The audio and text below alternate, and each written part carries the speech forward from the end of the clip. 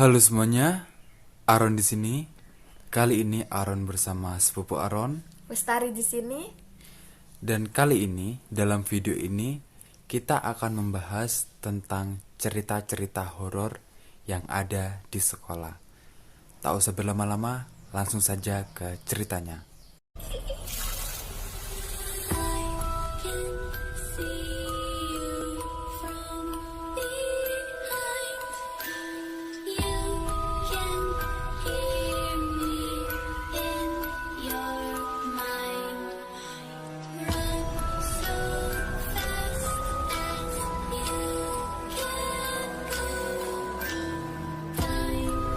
Hai guys, di sini aku mau cerita tentang pengalaman aku. Bisa jadi bukan pengalaman aku ya, ini kan aku baru ngajar di sekolah. Aku profesinya guru. Karena aku baru, jadi banyak hal yang aku dapat dengar cerita-cerita hal mistis gitu di sekolah aku. Waktu ada siswa yang kesurupan ya, tapi kesurupannya tuh dia udah keluar dari sekolah tapi masih ada di jalan raya dekat sekolah. Akhirnya guru-guru tuh banyak yang berdatangan lah untuk melihat kondisi siswa itu. Dan di sekolahku, sebut aja Pak Slamet namanya ya. Dia itu bagian TU, dia tuh bisa hal-hal goib gitu. Bisa nanganin orang kesurupan, bisa nanganin hal-hal yang nggak masuk akal, yang goib dan sebagainya. Setelah itu Pak Slamet ini bilang ke guru-guru, termasuk di situ ada aku, bilang dia nggak terima itu, dia tetap ngelihat aku, kata Pak Slamet gitu. Dan posisinya aku tuh gampang pengen tahu gitu, jadi aku lihatin terus. Bener, dia tuh melotot, tapi ada yang bilang dia tuh udah nggak kesurupan. Terus kata Pak Slamet, dia masih suka nempel ke anak itu. Cewek atau cowok? Cewek. Terus guru-guru tuh kan emang udah mau pulang. Terus ada guru, sebut aja guru II misalkan, bilang biasanya yang gampang kesurupan bukan dia, ada kelas 11, bilang gitu. Terus singkat cerita, besoknya masuk sekolah, karena kejadian yang kemarin pulang sekolah ada anak kesurupan itu, mulailah ada di pagi itu waktu istirahat cerita-cerita hal-hal mistis gitu yang ada di sekolah. Waktu aku mendengarkan, dibilang waktu ada pengawas datang ke sekolah, otomatis kan siswa-siswa diliburkan karena uji akreditasi sekolah. Waktu akreditasi sekolah, otomatis pengawas itu ngecek semua berkas, peralatan sekolah, apa aja yang kurang dan sebagainya, tata letak lah. Ada salah satu pengawas, ini siang hari ya, ada salah satu pengawas ke atas, kan sekolahku ada lantai 2, ke atas ke lantai 2 ngelihatin setiap kelas. Tapi bener ya, katanya salah satu guru, nggak ada angin, nggak ada apa, semua, bukan semua sih, satu kelas semua jendela tuh gini,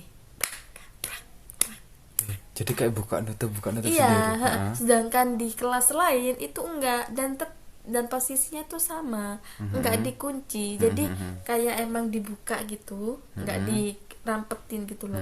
Jadi itu hanya satu kelas itu aja, dan pengawas itu langsung lari ke bawah. Jadi padahal setiap 1 bulan sekali itu pasti ada ngaji-ngaji lah ya kan, sekolahku tuh agama gitu. Akhirnya itu cerita yang dulu. Terus ada cerita lagi, kan pasti di setiap sekolah ada eh, guru atau TU-nya itu yang nginep di sekolah. Sebut aja Pak Denny. Waktu itu Pak Denny itu IT lah di sekolahku. Aku benerin HP waktu libur sekolah. Pak Denny ini ke sekolah, dia nyuruh aku ke sekolah, jadi aku benerin ke sekolah. Namanya juga liburan, tapi di bawah itu masih ada orang. Ya pasti ada lah guru-guru lain yang masih di sana. Aku di lantai 2 di lab komputer. Aku tanya ke Pak Denny, nggak pernah digangguin tah setiap malam kalau tidur di sini, bilang gitu.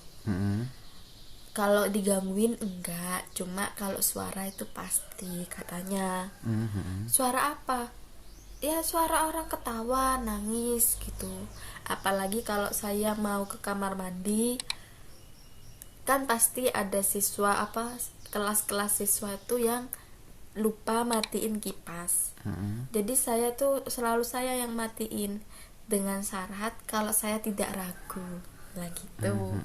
Dan bilang gini, ada waktu ini Pak Denny bilang, ada waktu ini bangku di kelas itu gerak sendiri seperti ada yang di dalam kelas itu kayak ada orang. Jangan tuh posisinya malam. Jadi Pak Denny ini nggak lanjut ke kamar mandi, dia tetap di lab komputer sampai besok paginya. Jadi anggapannya ada benda yang bergerak gitu di kelas gitu ya? Iya, seperti ada yang siswa yang benerin bangku gitu loh. Kayak gitulah. Oke. Terus ya, itu pernah mengingatkanku pada satu cerita tentang sekolahanku dulu.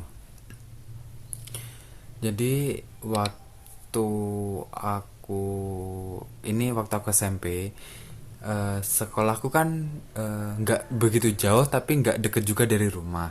Jadi anggapannya kalau jalan kaki sekitar 10 menit sampai.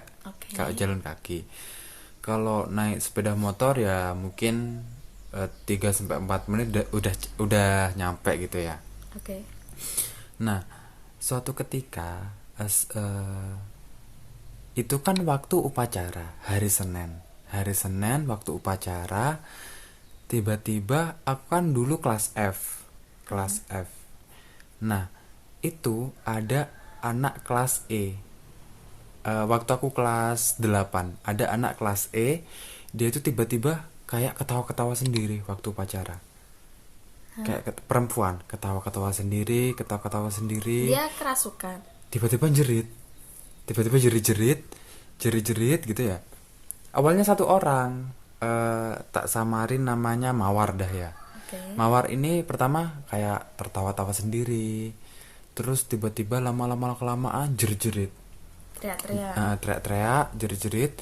Akhirnya sama anak PMR kan dibawa ke ruang PMR kan, buat UKS lah, disembuhin gitu kan.